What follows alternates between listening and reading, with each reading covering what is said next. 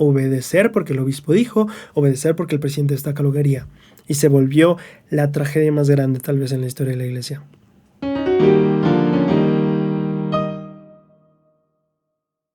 Amada gente de YouTube, un gusto tenerte por acá una vez más en tu canal. Hoy vamos a hablar de Doctrina y Convenios 67 al 70.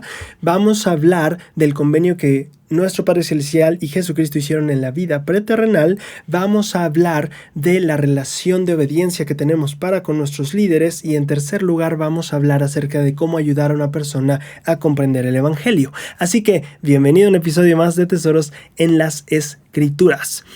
Antes de comenzar, anunciar que el miércoles de esta semana que está empezando, vamos a estrenar un capítulo de 3 semillas, que va a ser el discurso del de Rasvan, que también nos han pedido. Es el discurso de un Dios de milagros. Entonces, para quien quiera irle dando una repasada, va a ser el discurso que va a estarse publicando en este canal el miércoles a las 8 de la mañana. Otra cosa importante, vamos a estar abriendo una sección escrita del canal, y en esta sección escrita tiene la idea de dar un poquito más de espacio para que ustedes nos cuenten. Justamente queremos leer con más atención y tener más espacio para leer tal vez cosas más amplias en cuanto a su experiencia con Ven Sígueme, por lo cual vamos a estar esperando o pidiendo recibir de ustedes experiencias que tengan con Ven Sígueme, no solo que tenga que ver con su versículo de poder. Puede haber cosas que les llamen la atención de lo que pasó con su familia esa semana, de lo que pasó con alguien en el barrio esa semana. Queremos que nos cuenten de lo que están viendo de Ven Sígueme en sus vidas.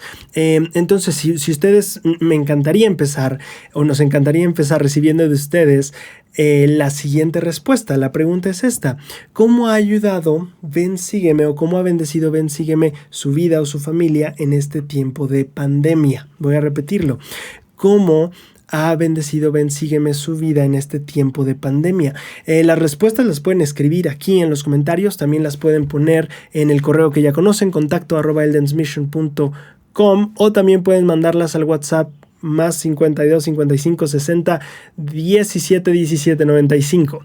Estaremos súper gustosos de hacer esto. Vamos a empezar arrancando con un regalo interesantísimo que ya les voy a estar contando la siguiente semana para que estén pendientes, pero por ahora les puedo ir diciendo que esperamos con mucho gusto el que puedan contarnos en un correo más extenso, el que puedan contarnos en un comentario. Bueno, aquí nada más una aclaración. La idea es que varias de esas experiencias se estén poniendo a disposición pública. Si ustedes ya desean compartirnos algo privado, solo pongan ahí, pues conserven esto privado, no es para compartir con la gente.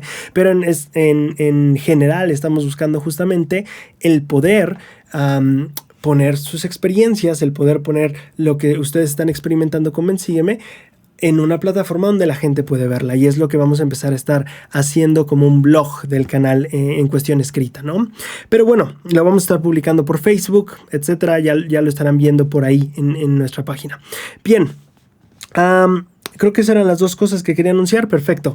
Quiero empezar con un versículo de poder de la semana anterior, o de la sección o del video anterior. Este versículo de poder nos lo ha compartido María Angélica Orellana Viveros. Ella nos escribe: hola Braulio, mi versículo de poder es Doctrina y Convenios 65 versículo 5, perdón. Justo quiero leerles para que sepamos todos de qué estamos hablando. Doctrina y Convenios 65:5 dice lo siguiente: implorad al Señor a fin de que su reino se extienda sobre la faz de la tierra, para que sus habitantes lo reciban y estén preparados para los días que han de venir, en los cuales el Hijo del Hombre descenderá en el cielo revestido de resplandor de su gloria, para que reciba el reino de Dios establecido sobre la tierra. Ella nos comenta: yo voy a comenzar a orar constantemente para que el reino de Dios se extienda rápidamente sobre la faz de la tierra, para que todos tengan ese conocimiento. Así pronto el Hijo de Dios descenderá revestido de su gloria. Maravilloso instante, soñado por tanto tiempo y por todo su pueblo. Es mi mayor deseo. Muchas gracias, María, por el versículo de poder. Gracias por el aporte, y me llama mucho la atención el deseo que María tiene, y creo que tal vez es algo interesante para mí pensar en esto, ¿no? El deseo que ella tiene, de ver este momento, de ver tal vez la segunda venida, si podríamos decirlo así, ver al Hijo de Dios nuevamente, y en este caso tan particular, venir revestido de gloria. Así que muchas gracias, María, por compartirlo. vamos a ir empezando un poco con el análisis de hoy. Uy, tiré agua en mi mouse, creo que eso no le va a hacer nada de bien. Bueno, ni modo.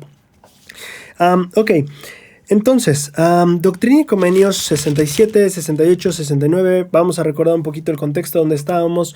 Nosotros estábamos en un punto donde José Smith se estaba yendo a Hiram, Ohio, me parece, a vivir con los Johnson. En ese tiempo se empezaron a dar varias conferencias, la vez pasada veíamos un poquito lo que se dio en esas conferencias, las complicaciones que hubo, etcétera, etcétera, etcétera. Ahorita vamos a seguir viendo porque hubo conferencias especiales, el 1 de noviembre, y de hecho fueron hasta el 12 de noviembre. En ese tiempo las conferencias, pues imagínate, fueron como casi 12 días de conferencias seguidas. Entonces, pues era una locura, pero así era en ese momento. Así que bueno, pues cada quien las conferencias que aguante, ¿verdad?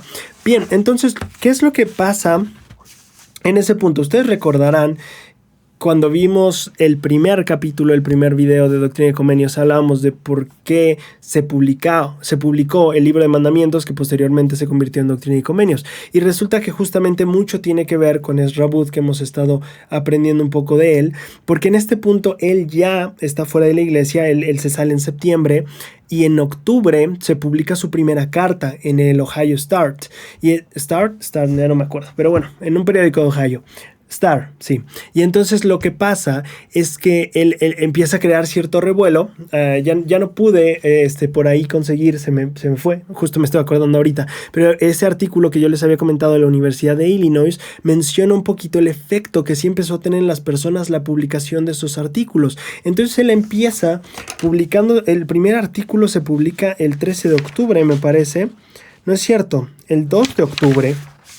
Hay otro el 12 de octubre y hay otro el 31 de octubre y hay otro el 24 de octubre. Entonces, para este punto, durante octubre se publicaron 4 de sus cartas donde habla de lo que para él fue lo que pues le llevó a ya no creer en la iglesia, en cómo pues él expone, ¿no?, los puntos por lo cual él lo cree un engaño y todo esto. Y entonces estas cartas empiezan a circular pues en Ohio, donde los santos también están, y empiezan a causar ciertos estragos, ¿no?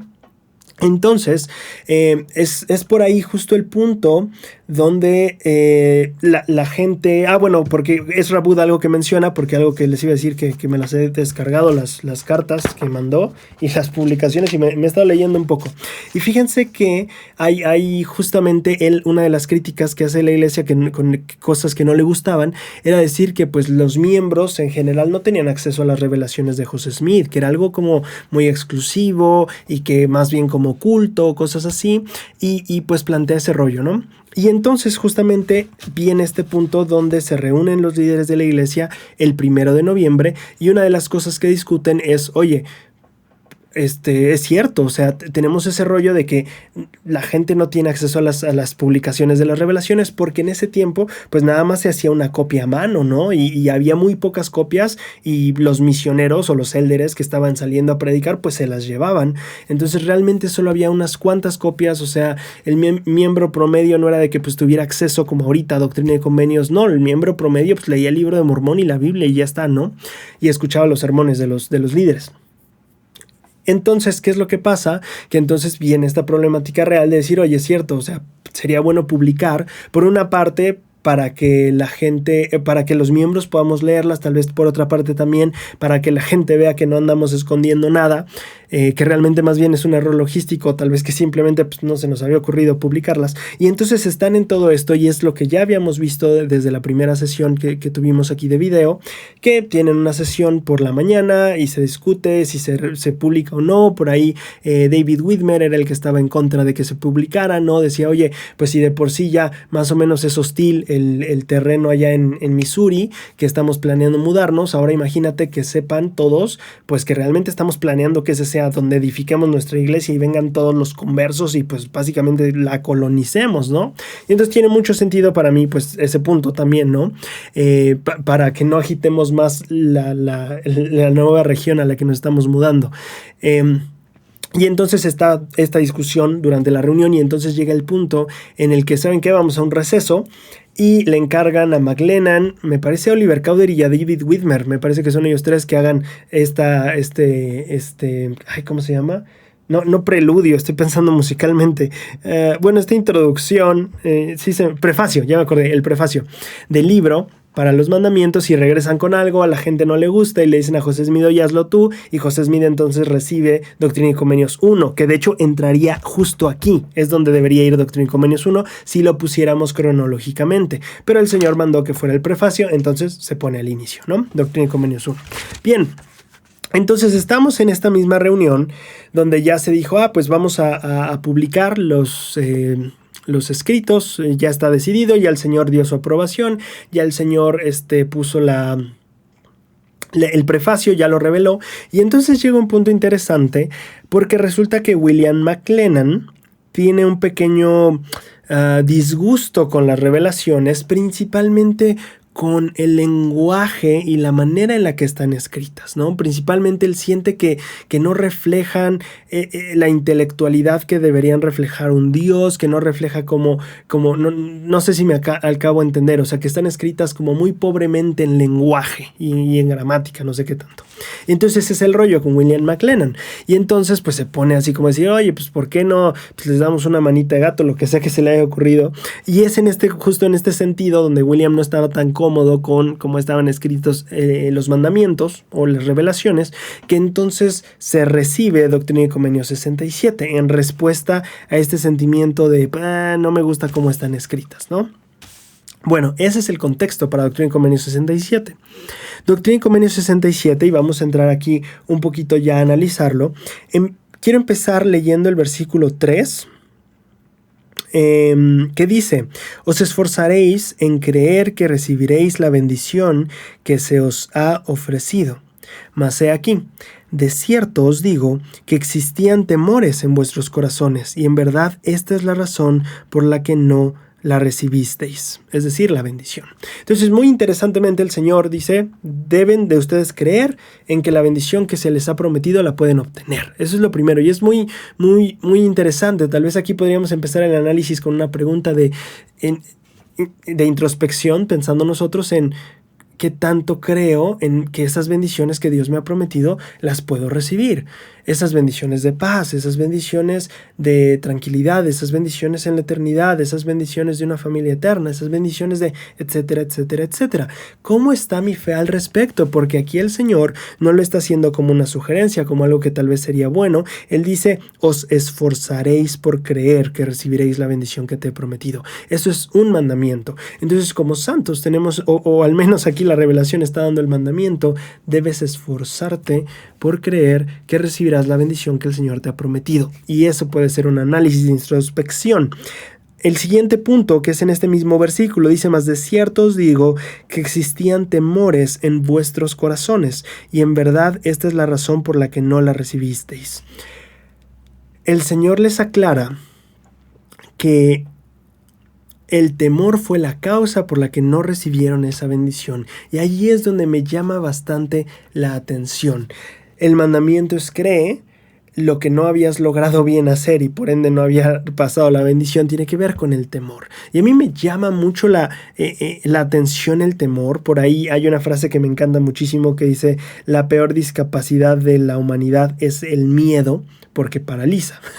Y entonces a mí me gusta mucho pensar en cuántas veces eso nos pasa a nosotros, cuántas veces justamente dejamos que el miedo desplace la creencia que deberíamos tener. Y me gustaría enfocar mucho ahí al miedo, más bien al temor de fallar o de no lograr lo que deberíamos lograr, porque justamente si estamos hablando de bendiciones como tal vez matrimonio eterno, paz, tal vez una familia eterna, tal vez llegar a vivir con Dios, tal vez simplemente cumplir tu pleno potencial, muchas veces el miedo, o sea, nosotros creemos, sí, pues es posible, pero tal vez no para mí, ¿verdad? Tal vez decimos, bueno, sí, en lo general es posible, pero yo podría ser la excepción. Y entonces ahí es donde viene este temor, el temor de no sé si yo logre llegar ahí, no sé si logre llegar mi pleno potencial, no sé si es suficiente lo que yo soy para poder lograr aquello.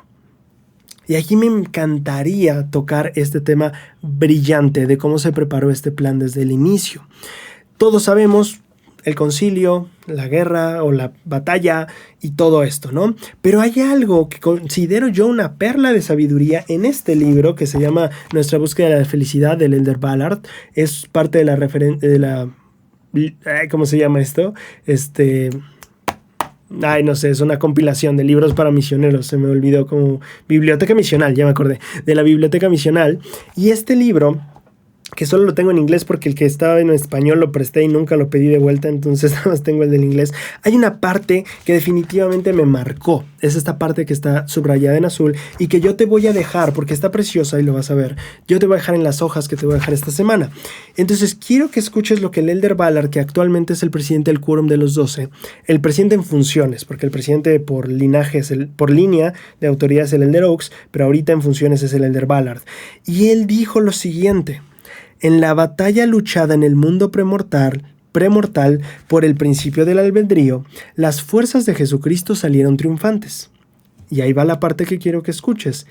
Él y nuestro Padre Celestial entraron en un convenio con nosotros de hacer todo lo que fuera necesario para hacer posible que un día nosotros regresáramos a vivir con ellos si así decidíamos hacerlo.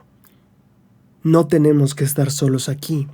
Qué interesante cita. Cuando leemos de convenios, tú y yo regularmente decimos, el primer convenio que hacemos con Dios es el bautismo. Y sí es cierto, el primer convenio que hacemos aquí en la tierra es el bautismo.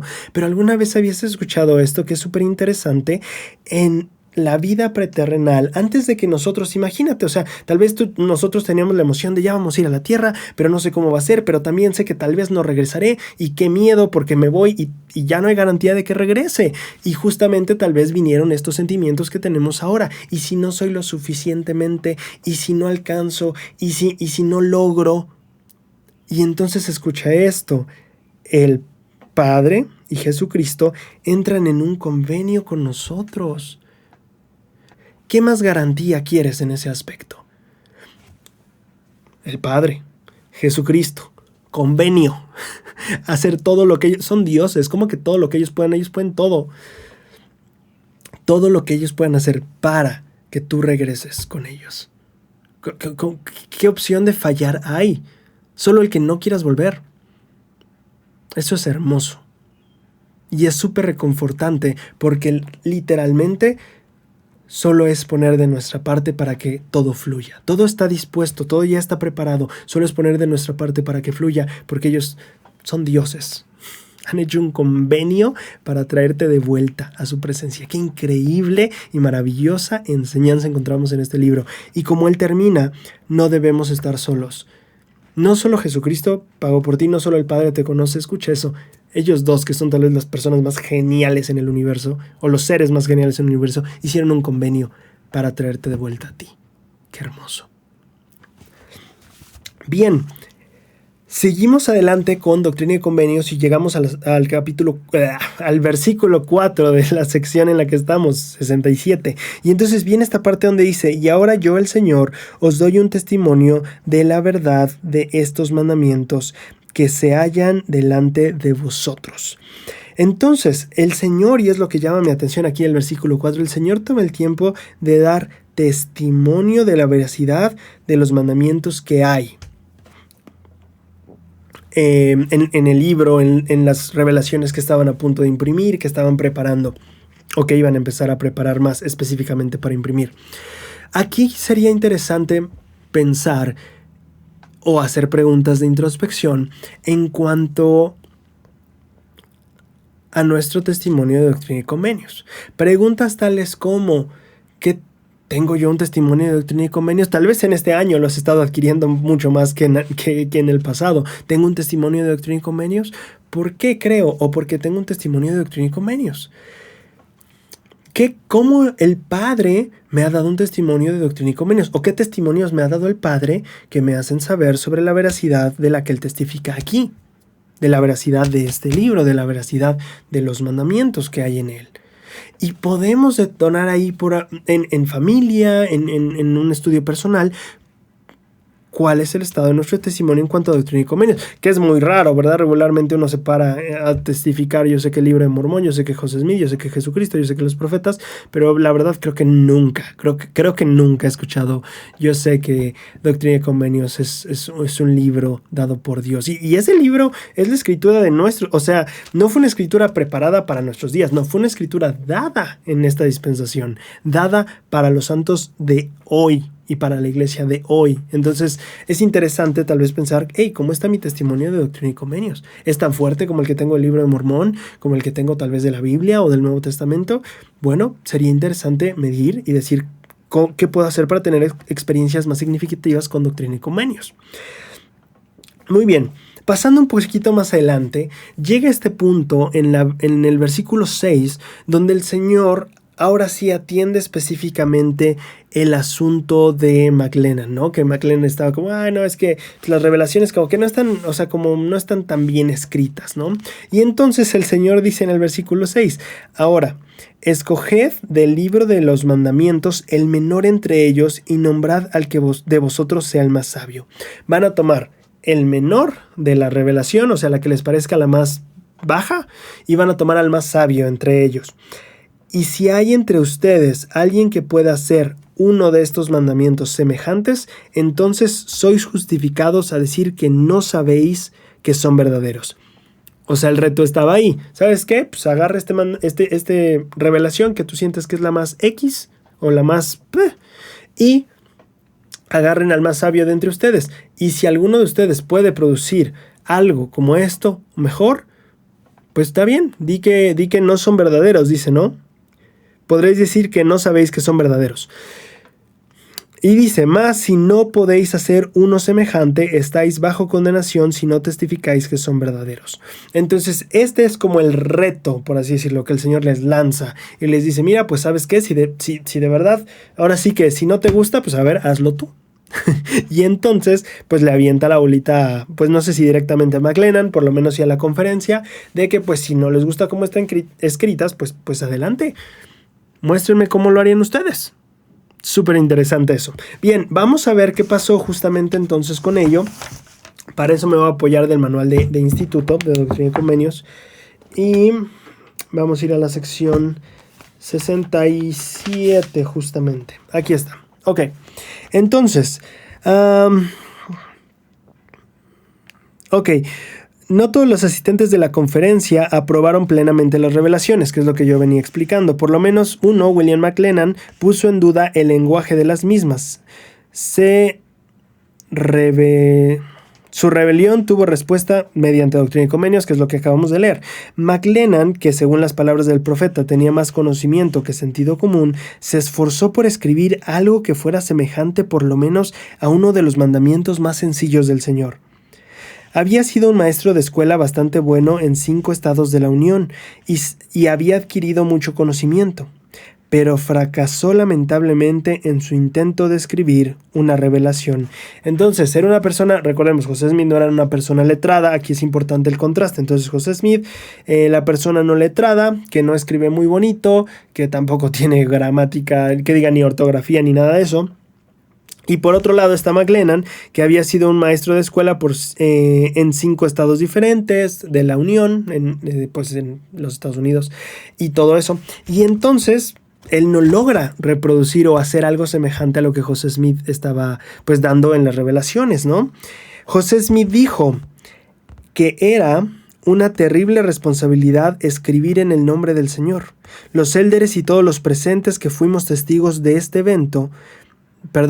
vano intento de un hombre por imitar el lenguaje de Jesucristo, vimos renovada nuestra fe en la plenitud del Evangelio y en la verdad de los mandamientos y revelaciones que el Señor había dado a la iglesia por medio de mi persona. Entonces José Smith dice, este intento vano, pues bueno, él aclara la responsabilidad tan grande que es escribir una revelación a nombre del Señor. Y explica que ese intento frustrado de McLennan de que quiso escribir algo y pues simplemente no la armó, ese intento fallido les ayudó a todos a rectificar o reasentar su fe en la validez de los escritos y el poder que había en esas revelaciones. Entonces finalmente el reto, lo aceptó, no se pudo, pues el Señor dijo, pues te lo dije, ¿no? Y entonces pasa a decir, pues bueno, está bien, entonces aceptémoslo, es verdadero y vamos con ello. Y entonces es ahí donde ya va a empezar el proceso para empezar ahora sí a llevar a los manuscritos a Missouri, que ustedes recordarán que por ahí William Phelps, sí, William W. Phelps, era el encargado de la imprenta y que pues su deber era preparar la imprenta ahí en Missouri. Y bueno, es a donde iban a ir Oliver Cowdery a llevar, que es el que él tiene la responsabilidad de llevar las cosas. Bien, durante ese mismo día, todavía estamos ahí en el 1 de noviembre, se recibe una revelación para Orson Hyde, Luke Johnson, Lyman Johnson y William McLennan.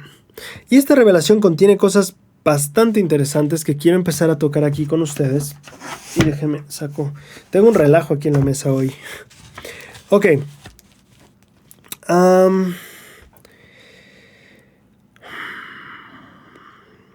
Ok. Muy bien.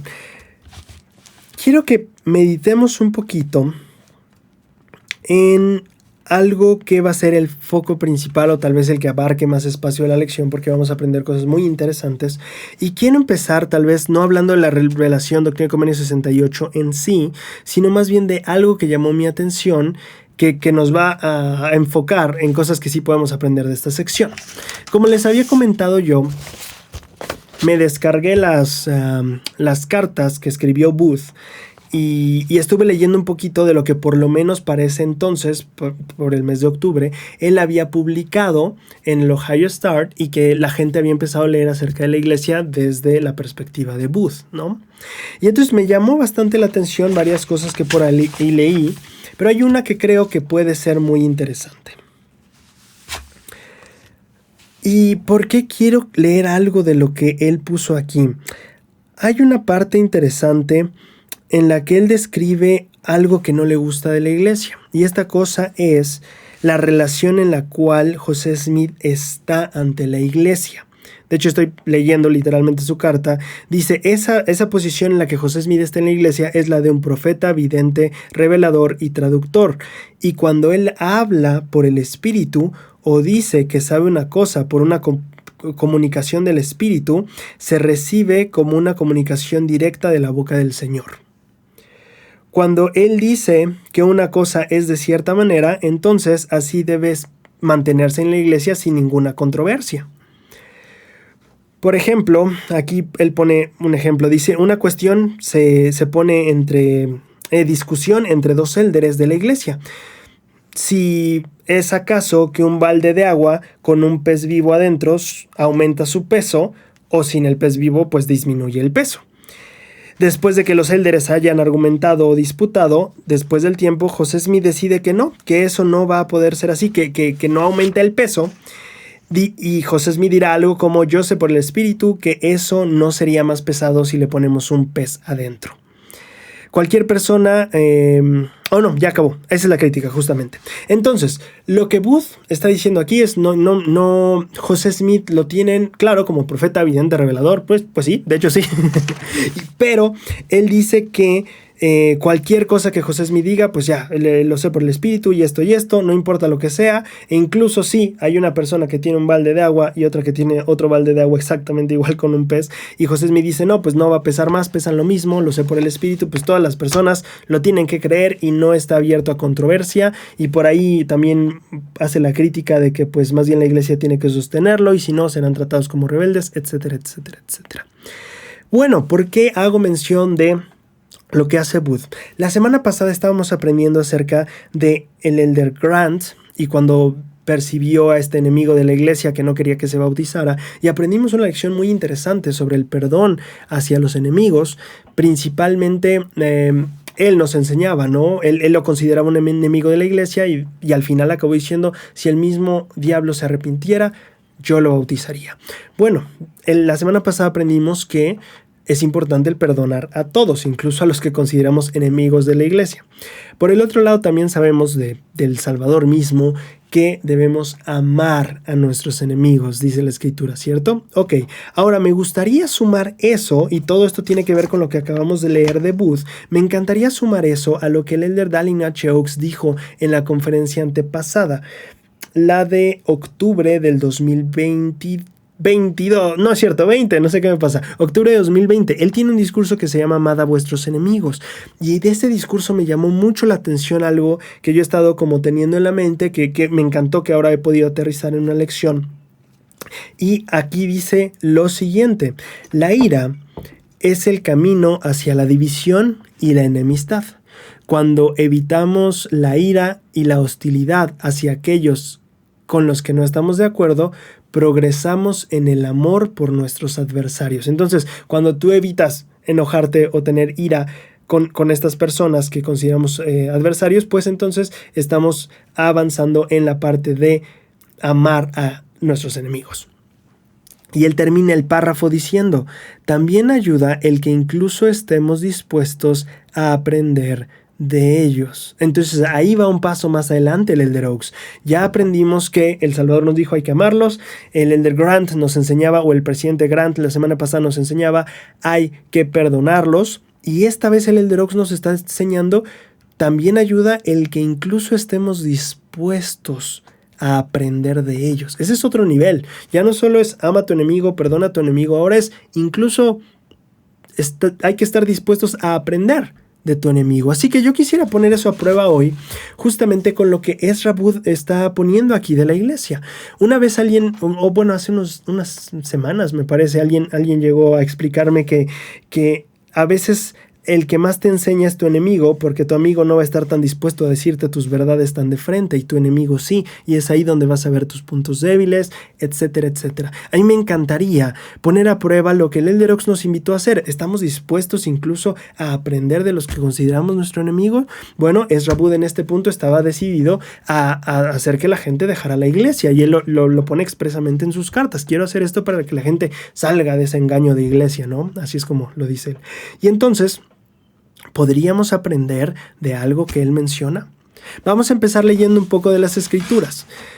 En Doctrina y Convenios, ahora sí 68, que es la sección que estábamos empezando a analizar, encontramos una escritura que se cita muy constantemente a la hora de hablar de la guía de los líderes de la iglesia. Es el versículo 4. Que dice: y lo que hablen cuando estén inspirados o cuando sean inspirados por el Espíritu Santo será escritura, será la voluntad del Señor, será la intención del Señor, será la palabra del Señor, será la voz del Señor y el poder de Dios para salvación. Primero que nada, queremos estudiar y entender a profundidad esta escritura. La escritura, ¿a quién estaba dirigida? ¿Quién estaba hablando? Bueno, estaba hablando el Señor. ¿A quiénes estaba hablando? ¿A la iglesia? Pues sí, la revelación está en parte dirigida a la iglesia, pero también muy específicamente a los elders aquí mencionados, que son Orson Hyde, Luke Johnson, Lyman Johnson y William McLennan. Si nosotros vamos al versículo 1, dice: mi siervo Orson Hyde fue llamado mediante su ordenación para proclamar el evangelio sempiterno por el Espíritu del Dios viviente, de pueblo en pueblo y de tierra en tierra, entre las congregaciones de los inicuos en sus sinagogas, razonando con ellos y declarándoles las Escrituras. Versículo 2. Y he aquí, esta es la norma para todos los que fueron ordenados a este sacerdocio. Ok, empezamos hablando de Orson Hyde, pero ahorita ya de quién estamos empezando a hablar. De todos los que fueron ordenados a este sacerdocio. Obviamente surge la pregunta, bueno, ¿qué sacerdocio? Y bueno, Orson Hyde, justamente unos días antes, ahorita estamos en el 1 de noviembre, el 26 de octubre, o sea, unos 4 o 5 días antes, Orson Hyde había sido ordenado al sacerdocio mayor, High Priesthood, que hemos ya visto un poquito de la connotación y tal vez el relajo que era en ese tiempo, esa distinción. Pero bueno, él es ordenado al sacerdocio mayor por Oliver Cowdery el 26 de octubre y el 1 de noviembre ellos reciben esta revelación. Entonces dice: todos los que fueron ordenados a este sacerdocio, al sacerdocio mayor, cuya misión es cuya misión de que salgan les ha sido dada. Versículo 3. Y esta es la norma para ellos. Hablarán conforme los inspire el Espíritu Santo. Ahora sí, versículo 4. Y lo que hablen cuando sean inspirados por el Espíritu Santo será escritura, la voluntad del Señor, la intención del Señor, será la palabra del Señor, será la voz del Señor, el poder de Dios para la salvación. Ahora sí, ¿de quiénes estamos hablando? Cuando quienes hablan es cuando lo consideramos escritura, de acuerdo a esta escritura. Muchos diremos, bueno, pues los líderes, los apóstoles, los profetas, bueno, pues la verdad es que históricamente no. Recordemos que cuando vamos al pasado tenemos que viajar al pasado y entender cómo era. En ese momento no había quórum de los 12, no había 70, no había ni primera presidencia. Es más, José Smith no había sido sostenido como presidente de la iglesia. Eso iba a suceder hasta enero del siguiente año. La primera presidencia iba a establecerse ya con consejeros hasta marzo, y los 12 apóstoles iban a constituirse 4 años después. O sea, esta escritura no está hablando de profetas y apóstoles, está hablando de quiénes, de todos los que fueron ordenados a este sacerdocio, que en el caso de Orson Hyde fue el sacerdocio mayor, el sacerdocio de Melquisedec. O sí, como algunos que han comentado ahí en el canal, tú consideras que se estaba refiriendo al sumo sacerdote, bueno, pues ya será para los sumos sacerdotes entonces. Bien, entonces, qué interesante se vuelve la escritura.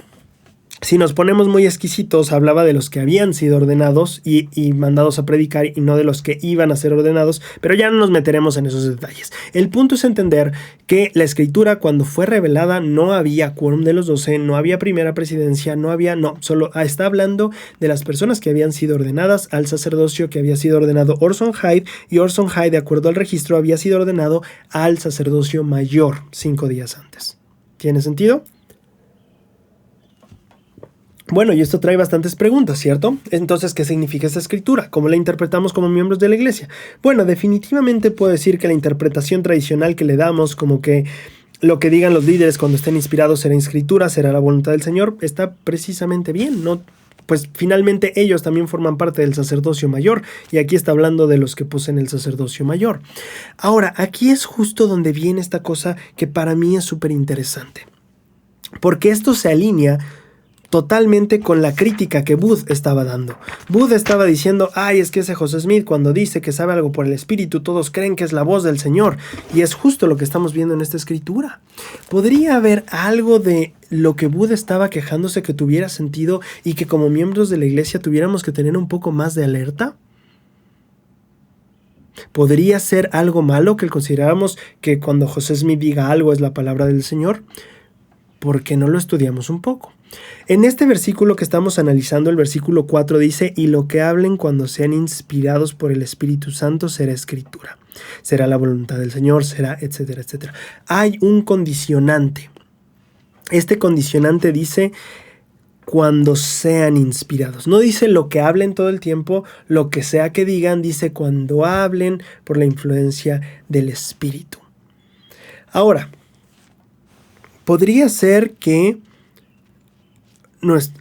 algún líder podría no hablar, tal vez por la influencia del Espíritu. Nosotros tenemos que tal vez aceptar todo lo que un líder dice en una conferencia, todo lo que un líder dice en una entrevista, todo lo que un líder dice en una clase, como la voluntad del Señor, la intención del Señor, la palabra del Señor, la voz del Señor, el poder de Dios para salvación. Eso es así en la iglesia. Quiero que analicemos justo ese punto. Si nosotros vamos a las hojas que les voy a dejar ahí, va a ser un material súper interesante. Quiero que empecemos escudriñando un poquito lo que algunos líderes han dicho justo al respecto. El año pasado justamente usé esta cita cuando hablábamos de que no todo lo que un líder dice o una autoridad general dice es inspirado, que si lo quieres ver por ahí, supongo te dejaré el link o lo puedes buscar. Pero eso es interesante, eso no lo dije yo, eso lo dijo Harold B. Lee, el profeta. Él dijo, no todo lo que dice una autoridad general es inspirado. Entonces, qué interesante, porque ahí ya empezamos a ligarlo con esto. Aquí dice que cuando sean inspirados será escritura, pero de repente Harold B. Lee, el profeta, nos enseñó, no todo lo que dice una autoridad general es inspirado. Vamos a ver cuáles son las guías y las pautas proféticas para saber, oye, ¿cuándo entonces considero que lo que dice un líder lo considero como escritura, como la voluntad del Señor, la intención del Señor, la palabra del Señor, y cuándo no? Y lo considero tal vez simplemente, pues bueno, un buen consejo o una buena opinión. Y ese es un tema bastante interesante. Bien, vamos a leer primero las palabras de nuestro queridísimo Brigham Young. Esto lo estamos leyendo del Millennial Start, que en ese tiempo era pues el periódico de la iglesia, ¿vale? Entonces Brigham Young enseñó: debido a las aparentes imperfecciones de los hombres a quienes Dios confiere autoridad, a veces se hace la pregunta: ¿hasta qué punto se requiere la obediencia a los que poseen el sacerdocio? Que es justamente el problema que plantea Booth. Y José Smith es imperfecto y la gente le cree todo lo que hace y la gente le obedece en todo lo que quiere. Y aquí justamente Brigham Young está planteando eso. Booth dice: la gente le obedece, pero es imperfecto. Brigham Young dice: los líderes de la iglesia tenemos aparentes imperfecciones. ¿Hasta qué punto la obediencia a los que poseen el sacerdocio es necesaria? Brigham Young enseñó: esta es una pregunta muy importante y una que todos los santos deberían comprender. Al intentar responder esta pregunta, repetiremos, en resumen, lo que ya hemos escrito, que la obediencia voluntaria a las leyes de Dios, administradas por el sacerdocio, es indispensable para la salvación. Punto número 1. Brigham Young está aclarando: la obediencia a las leyes de Dios dadas a través de los canales del sacerdocio, los canales autorizados, esa obediencia a esas leyes es indispensable para la salvación. Punto número 1. Sí, se debe obedecer, definitivamente. Pero, y aquí es el pero de Brigham Young, vamos a agregar otra cosa aparte: que existe un preservativo o un seguro o algo para cuidar del peligro que es apropiado para que este poder sea para el beneficio de todos. Y a nadie le es requerido someterse mansa y ciegamente a un hombre porque tiene una posición en el sacerdocio. Y ahí viene la parte interesante. A veces, y claro que nosotros buscamos la humildad, la mansedumbre, pero fíjate esto que es interesante que dice Brigham Young: a nadie le es requerido que se someta mansa y ciegamente a un hombre porque tiene una posición en el sacerdocio. Posición en el sacerdocio podría ser un diácono, podría ser un maestro, un presbítero, y si seguimos subiendo, un elder, un obispo, un presidente de estaca, quien sea, que tenga una posición en el sacerdocio. No dice cuál, cualquier posición en el sacerdocio. A nadie le es requerido someterse mansa y ciegamente, y eso es interesante: mansa y ciegamente. No dice mansa o ciegamente, dice mansa y ciegamente, ¿vale? Seguimos. Hemos escuchado a hombres que poseen el sacerdocio decir que harían cualquier cosa que les dijeran los que presiden sobre ellos, incluso si supieran que estaba mal. Pero una obediencia como esta es para nosotros peor que la locura. Es esclavitud en extremo, y el hombre que así se denigra voluntariamente no debería reclamar un rango entre los seres inteligentes hasta que vuelva de su locura. Un hombre de Dios que busca la redención de sus semejantes despreciará la idea de ver a otro convertirse en su esclavo, que tiene el mismo derecho que él a favor de Dios. Preferiría más bien verlo a su lado, un enemigo jurado en contra del mal, siempre que se le encontrara un lugar entre los hombres. Entonces, Brigham Young va a decir: si tú eres de los que dice yo haría lo que cualquier líder me pidiera porque es mi líder y él bla bla bla, y incluso si la cosa que me pide no siento que estoy de acuerdo, que sea correcta, yo lo haría porque es mi líder. Brigham Young dice: eso es peor que la locura, es esclavitud, y si tú te denigras así ante un hombre solo porque tiene el sacerdocio, bueno, pues no deberías reclamar un lugar entre las criaturas inteligentes. Está fuerte. Y entonces dice: otros en el ejercicio extremo de su autoridad, y eso está muy interesante, otras personas u otros líderes en el ejercicio extremo de su autoridad todopoderosa han enseñado que esa obediencia es necesaria o era necesaria, y que, sin importar lo que los presidentes le dijeran a los santos, ellos debían hacerlo sin hacer ninguna pregunta. Qué interesante. Brigham Young habla en cierto tono, tal vez no sé si decirlo sarcástico, dice: en el ejercicio extremo de la autoridad todopoderosa que tienen algunas personas, ellos dicen que esta obediencia es necesaria y que los presidentes, no importa lo que un presidente o un líder le diga a los santos, que los santos deben hacerlo sin preguntar, sin ninguna pregunta. Y qué interesante que Brigham Young diga, o sea, lo asemeje a la locura y asemeje a este tipo de enseñanzas a el ejercicio extremo de una autoridad todopoderosa de parte del líder. Súper interesante. ¿Qué pasa cuando nosotros desequilibramos la balanza de la obediencia y le exageramos a un punto donde pasamos de esta línea que está marcando Brigham Young aquí. Cuando nosotros, solo porque esa persona que está enfrente tiene el sacerdocio, voy a someterme mansa y ciegamente, y entonces caigo en esto que Brigham Young dice: locura, esclavitud y dejar de lado toda mi inteligencia y alejarme de los seres inteligentes. ¿Qué pasa cuando nosotros tomamos una virtud y la llevamos a un extremo donde se empieza a convertir en un vicio? Por ahí de los 1857, resulta que Utah estaba en una situación complicada. El gobierno no tenía buenas relaciones con la gente de allá, o sea, con Brigham Young básicamente, y entonces el gobierno dice: ¿sabes qué? Vamos a mandar a alguien a suplir a Brigham Young. Quitamos a Brigham Young como gobernante, no como profeta, lo hacían a nivel gubernamental, y entonces dice: vamos a quitar a Brigham Young como gobernante, vamos a poner un gobernante nuevo, pero a Brigham no le va a gustar la idea.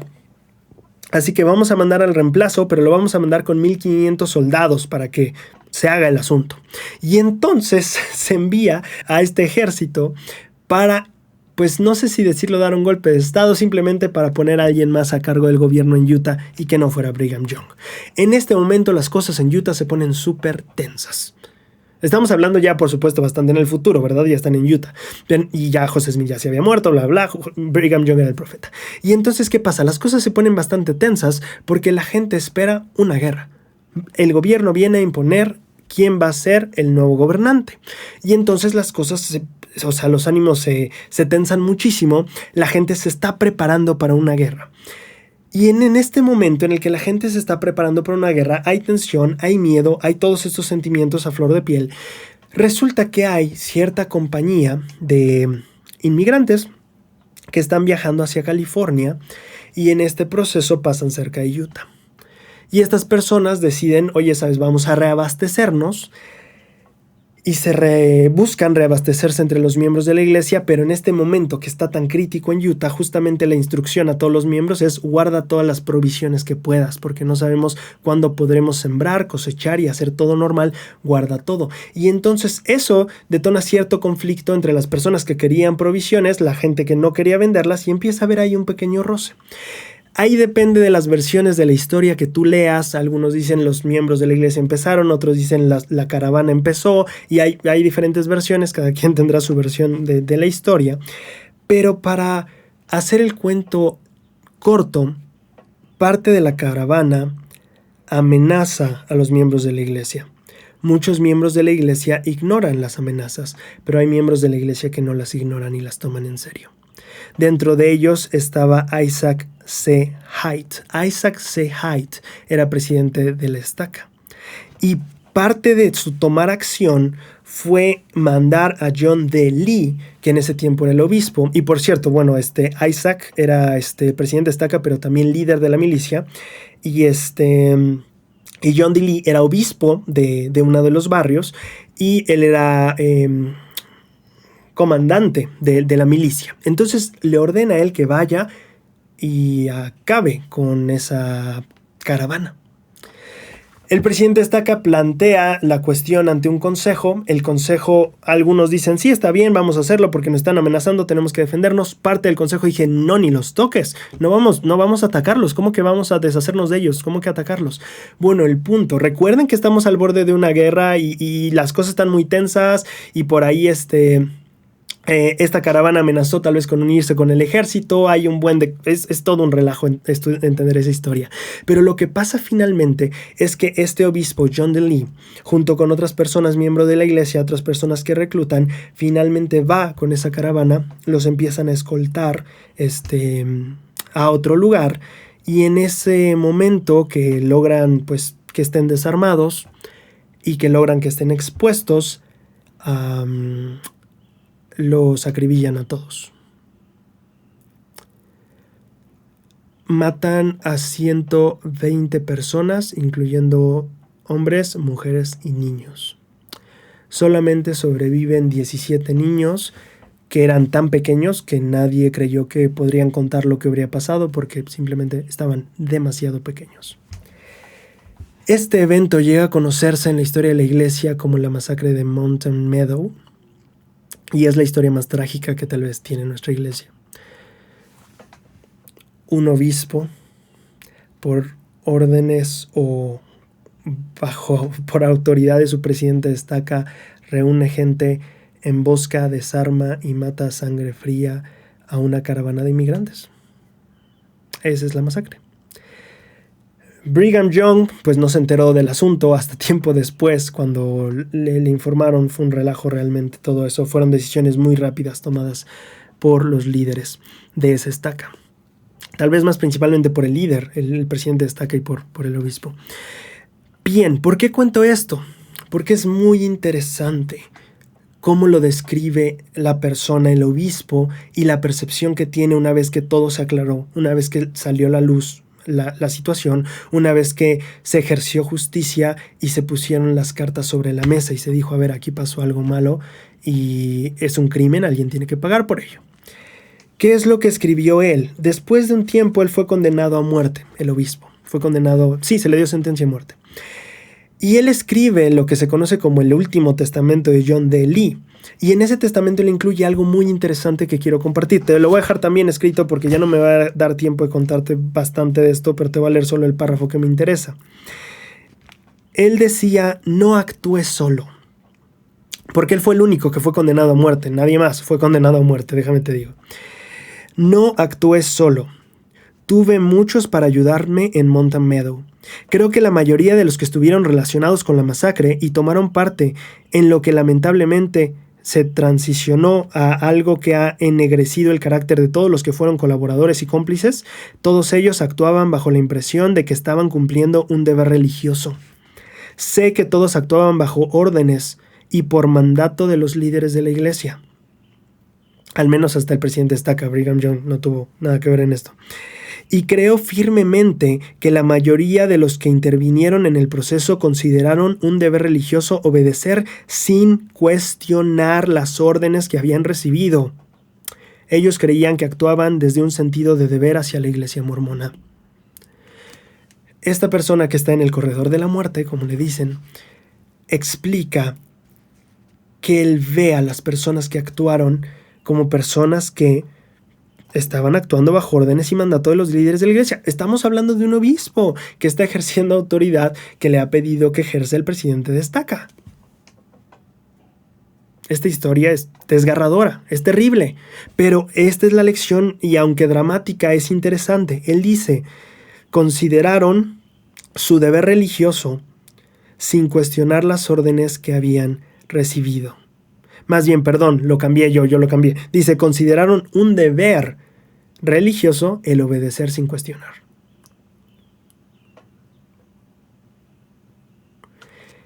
Esta cita de Brigham Young que yo te leí, Brigham Young lo dijo 5 años antes de que esta masacre ocurriera. 5 años antes Brigham Young había dicho, no está bien que la gente vaya y solo obedezca sin preguntar. ¿Qué es eso? No es de criaturas inteligentes, es locura, es esclavitud. Por alguna razón el mensaje no llegó tal vez a donde debería llegar. Si se hubiera entendido lo que Brigham Young enseñó de no vayas a obedecer solo a tus líderes porque son tus líderes y ya así sin cuestionar, sin tener, incluso si sientes que está mal.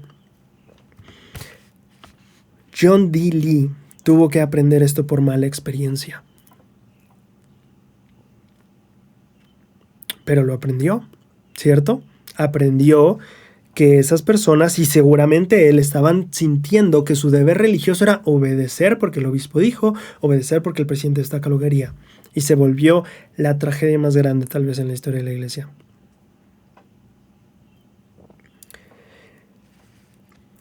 Brigham Young enseñó, qué lástima sería que un hombre nos condujera a la destrucción total, tal como aquí la orden de un presidente de estaca, la ejecución de un obispo, condujo al desastre, ¿cierto? ¿Tienen miedo de eso?, dijo Brigham Young. Yo temo más que que los miembros de la iglesia, tenga tanta confianza en sus líderes que no pregunten por sí mismos a Dios si sus líderes son guiados por Dios. Brigham Young dice, le tengo miedo a que estas personas no le pregunten a Dios si sus líderes están siendo guiados por Dios. Temo que se establezcan en un estado de ciega seguridad en sí mismos, confiando su destino eterno en las manos de sus líderes con una confianza imprudente, que en sí misma frustraría los propósitos de Dios en su salvación. Y debilitaría la influencia que pudieran darle sus líderes si supieran ellos por sí mismos, por las revelaciones de Jesús, que son guiados por el camino correcto, que cada hombre y mujer sepa por el susurro del Espíritu de Dios a sí mismos si sus líderes están caminando en el camino que el Señor dicta o no. Esta ha sido mi exhortación continuamente. Brigham Young nos advierte interesantemente: temo que la gente se quede o se conforme con una seguridad ciega, confiando el destino en las manos de sus líderes con una confianza imprudente. Súper interesante. Confiando su destino eterno en las manos de sus líderes con una confianza imprudente. ¿Podríamos ser imprudentes al confiar mucho en nuestros líderes? ¿El confiar nuestro destino eterno en nuestros líderes? Bueno, Brigham Young usa el vocabulario que ya leíste tú, confiando su destino eterno a sus líderes con una confianza imprudente.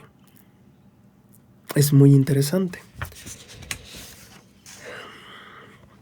Brigham Young también enseñó acerca de estar satisfecho con lo que los líderes eligen solo porque son los líderes. Él dijo que no deseaba que ningún santo de los últimos días en el mundo, ni siquiera en el cielo, estuviera satisfecho con lo que yo hiciera, a menos que el Señor o el Espíritu del Señor le enseñara por revelación que así es. Brigham Young decía: no quiero que la gente me diga, pues si los hermanos de la iglesia y los líderes lo han hecho así, pues yo estoy bien con eso. Brigham Young decía: no. Y se los voy a dejar para que ustedes lo lean, todo lo pueden encontrar en esta hoja. Brigham Young estaba bastante en contra de que la gente dijera: pues si el hermano Brigham es el profeta y los líderes decidieron hacerlo así, pues yo estoy satisfecho. Si él está satisfecho, yo estoy satisfecho. Y Brigham Young dice: no. Si yo lo hago y estás satisfecho solo porque yo lo hice, no. Ve y pregúntale a Dios y que Él te haga sentir esa satisfacción. ¿Te imaginas que eso hubieran aplicado a las personas de tal masacre? 120 vidas de hombres, mujeres y niños que estaban trasladándose para buscar una mejor vida, no se hubieran perdido o no se hubieran arrebatado. Esos 17 niños o bebés más bien no hubieran quedado huérfanos. Si tan solo no se hubiera llevado la obediencia a un extremo donde no es sana. Braulio, esto es muy exagerado. Finalmente ningún presidente acá nos va a pedir que hagamos eso. Es cierto, pero ¿qué hay de otras cosas tal vez un poco menores? En la Conferencia General de 1973, el presidente en ese tiempo, el profeta de la iglesia Harold B. Lee, en su discurso en la sesión del sacerdocio, advirtió o dijo: le he dicho a los presidentes de misión, aquellos que habían sido reportados diciéndole a los misioneros: si no estás casado en 6 meses, usted es un fracaso, será un fracaso como misionero. El presidente Harold B. Lee dijo en esa conferencia: a esos presidentes de misión yo les digo, nunca jamás le diga eso a uno de sus misioneros. Tal vez en 6 meses ellos no habrán encontrado una esposa, y si ellos le están tomando en serio a usted, ellos podrían apresurarse a entrar a un matrimonio que será erróneo para ellos. Qué interesante, el profeta de Dios explicando que este consejo dado por algunos presidentes de misión podría hacer que un misionero cometa un error o entre en un matrimonio que es erróneo para ellos. Literal, estamos viendo un exmisionero haciendo caso de un consejo mal dado por un presidente de misión acerca del matrimonio. ¿Un presidente de misión puede equivocarse en cuanto a un consejo del matrimonio? Bueno, ya vemos que sí. Otro ejemplo interesante nos lo dio el presidente Henry B. Eyring en la conferencia de 2017, no tiene mucho. Él mencionó a un joven que le pidió consejo, y lo voy a dejar también en las hojas para que ustedes puedan leerlo con calma. Cuando entró a mi oficina perdón, no es cierto. Recuerdo un joven que me pidió que lo aconsejara en cuanto a sus decisiones educativas. En este tiempo el presidente Eyring era obispo. Estaba cursando su primer año en la universidad. Una semana después de que le di mi consejo, entró a otra cita conmigo. Cuando entró a la oficina me sorprendió la pregunta: obispo, ¿podríamos orar antes de hablar? ¿Podríamos orar de rodillas? ¿Yo podría hacer la oración? Sus preguntas me sorprendieron, pero su oración me sorprendió aún más. Fue más o menos así: Padre Celestial, tú sabes que el obispo Eyring me aconsejó la semana pasada y no funcionó el consejo que me dio. Por favor, inspíralo para que sepa qué debo hacer ahora. Qué interesante. Y el presidente Eyring dice aquí, es posible que sea chistoso, porque yo recuerdo la conferencia y todos nos reímos. Un joven entrando a la oficina del obispo diciendo, por favor, bendícelo porque lo último que me dijo no funcionó. Pero ahí hay un punto muy interesante. Había ido el joven por una asesoría vocacional y el obispo le había dado un consejo y el joven a la semana se dio cuenta que el consejo simplemente no funcionó. El presidente Eyring le da un enfoque muy interesante de crecimiento a esta experiencia. Sin embargo, para los objetivos de esto, estamos preguntándonos justo la crítica que venía de Booth. Es que los miembros de la iglesia confían demasiado en sus líderes. Y Brigham Young nos dijo, cuidado con la confianza imprudente en los líderes. Brigham Young nos dijo, cuidado con la obediencia ciega a los líderes. Cuidado con conformarte que, bueno, si lo dijo el líder, pues, y si él dice que está bien, pues para mí está bien. Dice, no, tú debes de hacer tu búsqueda espiritual. No puedes caer en este espacio de flojera espiritual donde, bueno, pues él es el líder, él tiene la responsabilidad y vale, pues ya está. Eso es pereza espiritual. Deberías tú estar buscando, así como el libro de Mormón, no puedes apoyarte en el testimonio que tengan tus papás o alguien más del libro de Mormón. ¿Por qué sí de revelaciones en cuanto hoy de la iglesia? ¿Por qué sí en cuanto a doctrina y convenios? ¿Por qué sí en cuanto a otras cosas? Brigham Young nos invita a justamente tener este espacio de buscar la revelación que nos confirme las palabras de los líderes con frecuencia. No tomarlos por sentado solo porque la persona ocupa cierto lugar en el sacerdocio. Ahora, esto quiero aclarar que no es una invitación a, ¿sabes qué? Duda de todo lo que te digan los líderes. Esa no es la idea. La idea es que debes de confiar en el Señor, debes de confiar en que definitivamente habla a través de sus siervos, pero viene esta parte de tu responsabilidad de obtener una confirmación espiritual de lo que los líderes han enseñado. Literalmente, cuando te llegue tu liaona de conferencia general y vayas a leer un discurso, Padre, ayúdame a saber la veracidad de estas palabras. Así como cuando querías saber si el libro de Mormón es verdadero, así cuando leas un discurso de conferencia general. Padre, ayúdame a saber, porque ya lo hemos visto. Ya vimos a un obispo, ya vimos un presidente de estaca cometiendo un terrible error, ya vimos un presidente de misión dando un consejo que Harold Billy dijo, si te toman en serio como líder, vas a hacer que él pueda cometer un super error. Si te toma en serio como... Escucha esas palabras. Si ese exmisionero te toma en serio como su líder y toma en serio tu consejo, él podría cometer un error.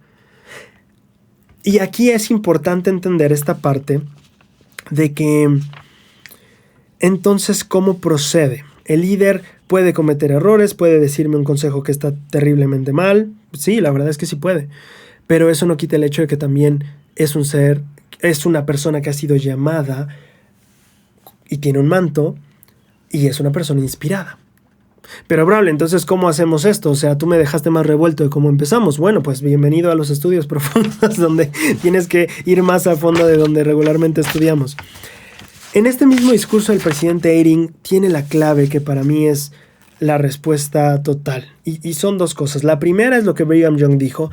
Ahora, tú tienes que buscar tu propia impresión espiritual de que, oye, el consejo que me dio, el obispo me aconsejó que fuera una misión en lugar de estudiar ahorita mi carrera.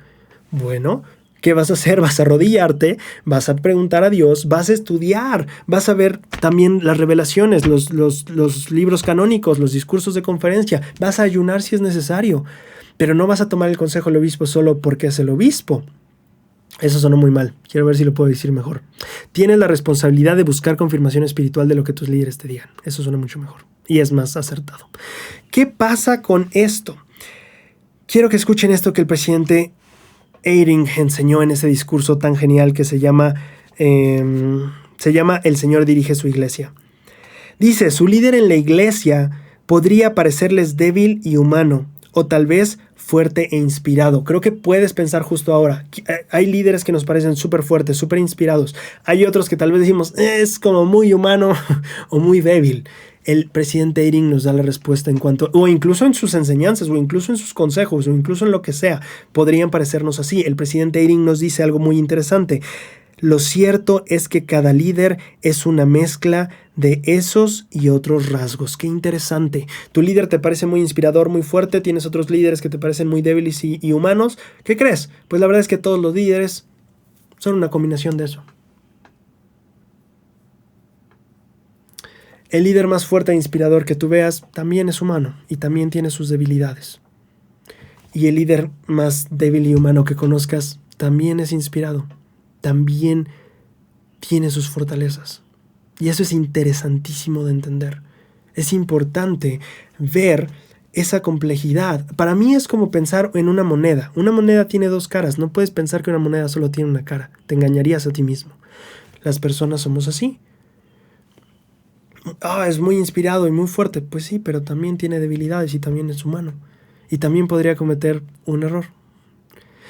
Pero es que es muy flojo ese líder. Bueno, pero también es alguien que ha sido llamado por Dios y tiene derecho a la revelación específica para su quórum, para su organización, para su barrio.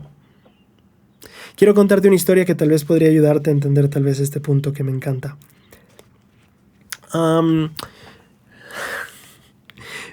Mi presidente de estaca, cuando yo regresé de la misión, fue cambiado. Y yo recuerdo que en este momento de regresar de la misión, de querer hacer la obra, avanzar un buen de cosas y todo eso, yo pensé mucho y siempre tenía en la mente cómo se puede hacer crecer un barrio, cómo se puede hacer todo esto. Y recuerdo que cuando conocí a mi presidente de estaca, regresando a la misión, el nuevo, a mí me pareció una persona demasiado tranquila e incluso pasiva. Y yo, no sé, yo soy todo lo contrario, soy como muy animado, hablo rápido, o sea, yo totalmente opuesto, ¿no? Y yo... Es que no quiero decirlo, pero hasta cierto punto llegué a pensar, es que no quiero decirlo, pero llegué a pensar que tal vez habría alguien mejor para ese lugar, que fue una mala decisión.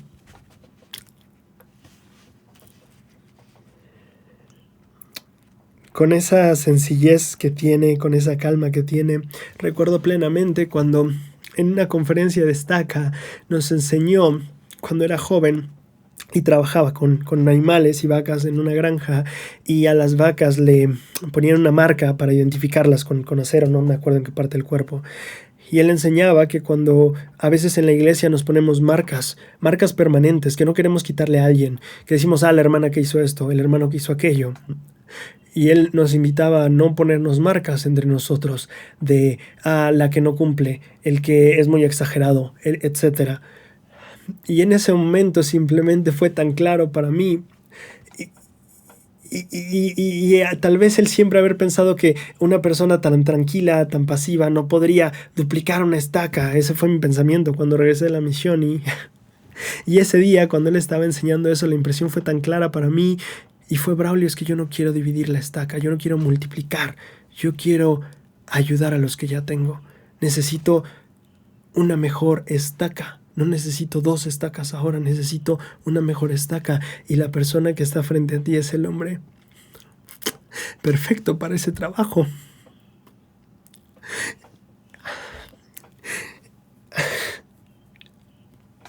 Y a veces nuestra arrogancia nos hace ver debilidades más que fortalezas, y a veces nuestra extremada confianza nos hace ver fortalezas y no debilidades, y debemos entender que es un lugar completo. Y la verdad es que he disfrutado mucho de tener el presidente de estaca que tengo. Es increíble lo que se puede aprender de simplemente estar junto a él un tiempo. Y definitivamente me arrepiento por haber pensado lo que pensé. Quiero terminar con lo que dijo el presidente Eyring. Él dijo: lo que ayuda a los siervos del Señor, que son llamados a dirigirnos, es que podamos verlos como el Señor los vio cuando los llamó. El Señor ve a sus siervos de forma perfecta, ve su potencial y su futuro, y Él sabe de qué manera su naturaleza misma puede cambiar. Regularmente aplicamos el velo como Dios lo ve cuando tenemos que ministrarlo, cuando es un recién converso, cuando es un menos activo, cuando es un investigador. Pero esto también aplica para nuestros líderes. Velos como Dios los ve. José Smith tenía defectos, claro que sí. Los líderes cometen errores y llegan a dar más los consejos, claro que sí. Pero debes de ver esta dualidad importante.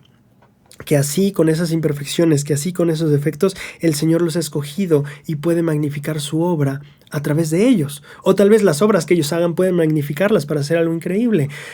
Lo aprendí tal vez con una lección en la que tuve que arrepentirme de mi arrogancia, pero espero que esto sirva para clarificar la lección.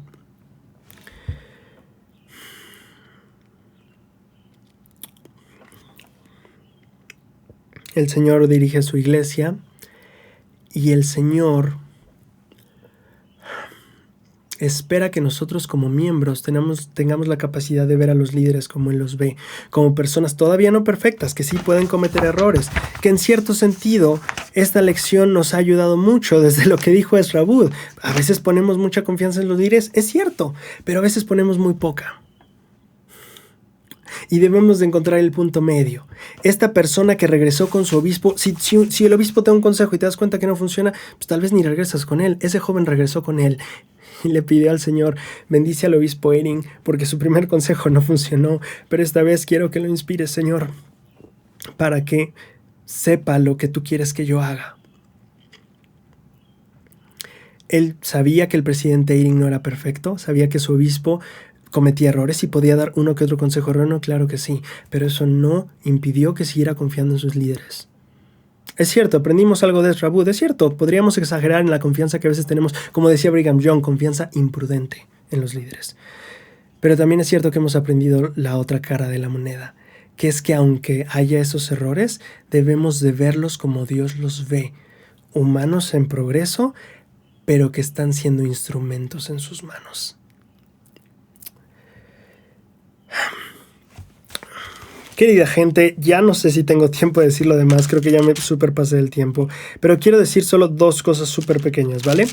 Ok, la primera es que en Doctrina y Convenios 70, no es cierto, Doctrina y Convenios 69, que es súper corta, la verdad no quise analizarla porque es solo el Señor diciendo, Oliver Cowdery, ¿sabes qué? Necesitas ir con alguien más para que lleven el dinero. Y la sección 70, solo porque a mí me surgió la duda y quiero aclararla en caso de que a ti te dé la duda. En el versículo 6 y 7, bueno, desde el 5 está hablando de que José Smith y otros deben de hacerse cargo de los beneficios que rinda el libro de mandamientos. Ahí se está refiriendo a las ganancias económicas. El libro de mandamientos se iba a vender y ese dinero José Smith y otros líderes tenían que administrarlo. El versículo 6 les dice, no les den estas cosas a la iglesia ni al mundo. El versículo 7, no obstante, si reciben más de lo que requieren para sus necesidades y carencias, se entregará al almacén. Entonces, solo porque a mí me surgió la duda y tuve que ir a investigarlo un poquito más y tal vez te pueda ayudar a ti para tener claridad en la lectura. Sí, José Smith y algunos otros que están aquí mencionados iban a vivir, mira aquí están en el versículo 1, están todos mencionados, iban a tomar de esos ingresos de las ventas de los libros para su sustento y lo que excediera su necesidad iban a pasarlo al almacén del obispo. Tú ya lo conoces, la ley de consagración y mayordomía. Bien, ahora solo para terminar, Quiero solo mencionar el versículo 25 de Doctrina y Convenios 68. Y además, si hay padres que tengan hijos en Sion o en cualquiera de sus estacas organizadas y no les enseñen a comprender la doctrina del arrepentimiento, de la fe en Cristo, el Hijo de Dios viviente, del bautismo y del don del Espíritu Santo por la imposición de manos, al llegar la edad de 8 años el pecado será sobre la cabeza de los padres. Ojo ahí, porque la clave está en de qué son responsables los padres. Si hay padres en Sion y no les enseñan a comprender la doctrina.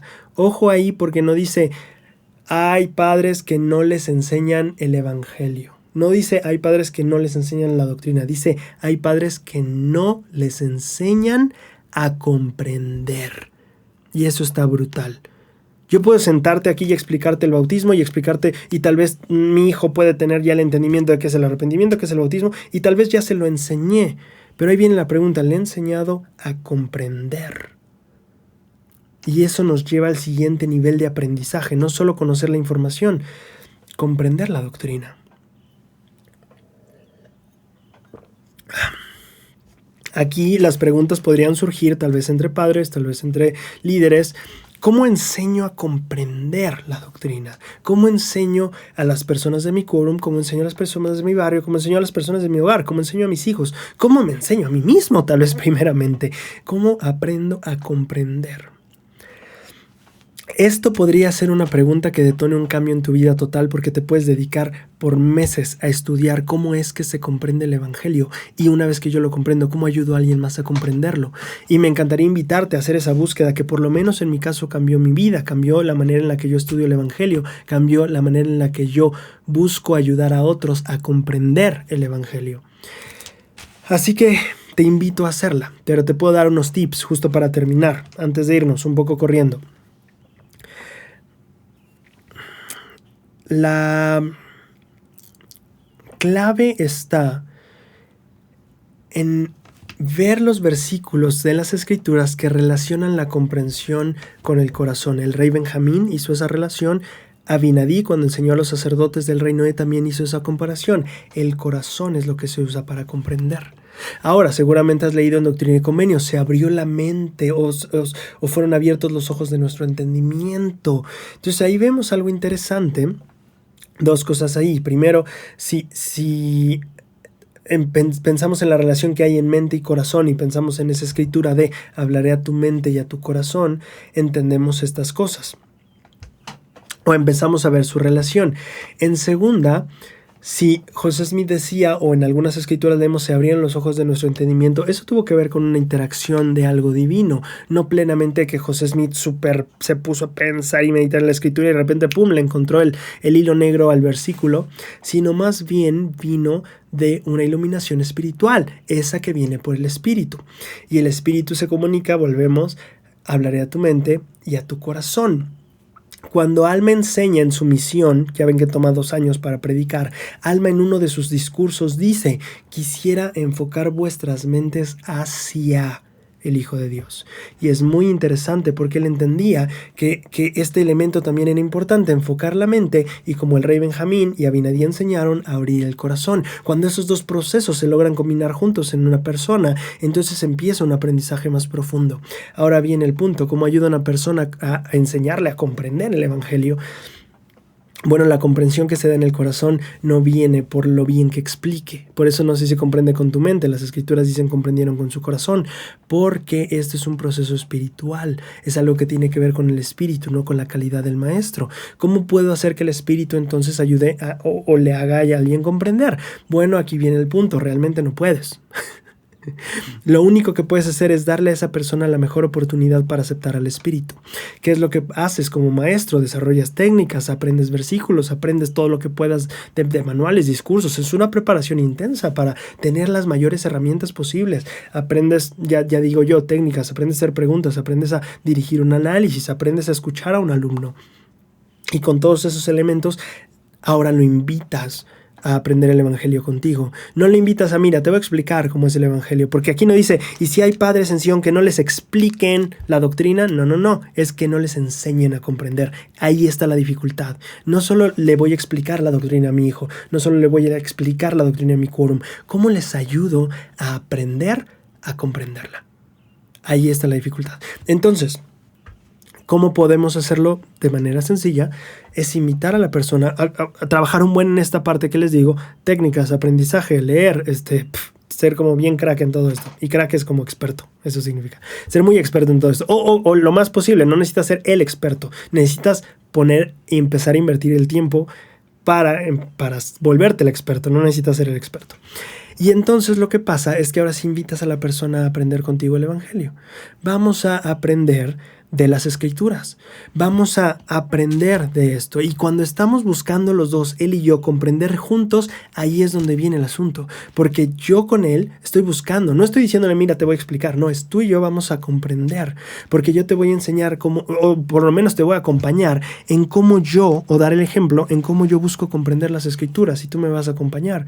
Y en ese proceso, cuando tú quieras también hacerlo junto a mí y querer comprender junto conmigo, ahí es donde el Espíritu va a tener la mejor oportunidad. Cuando la persona centre su mente y abra su corazón, entonces es cuando el Espíritu tiene la mejor oportunidad para enseñar. Medita eso. ¿Cómo puedo llevar la mente de una persona a tal vez las escrituras, que es el lugar más ideal, y ayudarle a abrir su corazón o invitarlo a abrir su corazón. Esto tiene que ver con ayudarle a hacer preguntas de introspección como las que a veces yo hago. ¿Cómo sientes tu testimonio en cuanto a doctrina y convenios? ¿Cómo sientes? Etcétera. Hago a veces esas preguntas. Esas son preguntas que invitan a que tú busques en tu corazón. Esas son las preguntas que hacemos para invitar a alguien a usar su corazón a la hora de querer comprender. Y el espíritu ahí entra. Entonces, ¿cómo podemos trabajar en ayudar a alguien a aprender cómo comprender? Pues ayudarle a aprender a usar su corazón al estudiar las escrituras. Piensa en preguntas. Eso de verdad es la mejor herramienta. Escrituras y preguntas. Busca esas preguntas. ¿Cómo me siento? ¿Cómo me hace sentir?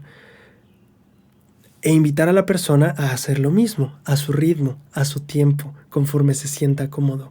Y cuando la persona decida tomar esos pasos de indagar en su corazón, ahí es donde va a estar la comprensión, porque no se comprende con la mente. El evangelio se comprende con el corazón, como dicen las escrituras. El rey Benjamín, Abinadí, enseñaron eso. Entonces, si puedo resumir esta escritura, la escritura dice que los padres deben enseñar a sus hijos a usar su corazón para comprender las escrituras. Así es como se enseña a comprender, a usar el corazón en las escrituras. Es bellísimo, usa tu corazón para entender el evangelio. Escudriña tu corazón al tratar de comprender el evangelio. Espero que todo esto te haya servido de algo. Yo solo quiero dejarte, tal vez, no sé, si siento tanta nostalgia todavía por lo que hablé hace rato de mi presidente Estaca. Tal vez yo solo quiero testificar de lo maravilloso que es tener líderes, de lo maravilloso que es tener gente inspirada, gente increíblemente maravillosa que puedes admirar y que puedes pasar 5 minutos con ellos y vas a aprender algo genial. Así que disfruten sus líderes. Si tú eres líder, disfruta el momento, la verdad. Muchas gracias por todo lo que haces y el trabajo. Yo estoy súper agradecido por cada uno de mis líderes, por cada uno de mis maestros que fueron moldeando y ayudándome a aprender, y solo quiero dejar este sentimiento de gratitud contigo. Disfruta a tus líderes, disfruta a tus maestros, ámalos, aprécialos, valóralos. Y si tú eres maestro o líder, muchísimas gracias por el impacto que estás haciendo, tal vez sin siquiera saber que lo estás haciendo, pero puedes cambiar vidas sin siquiera tener idea que lo hiciste. Así que muchas gracias por lo que haces. Muchísimas gracias por estar a todos ustedes. Nos vemos la siguiente semana. Déjenme su versículo de poder y hasta luego. Tu voz me llama desde lejos. Oigo un murmullo suave y lento. Y sé que entiendes lo que estoy sintiendo. Oh, oh, oh.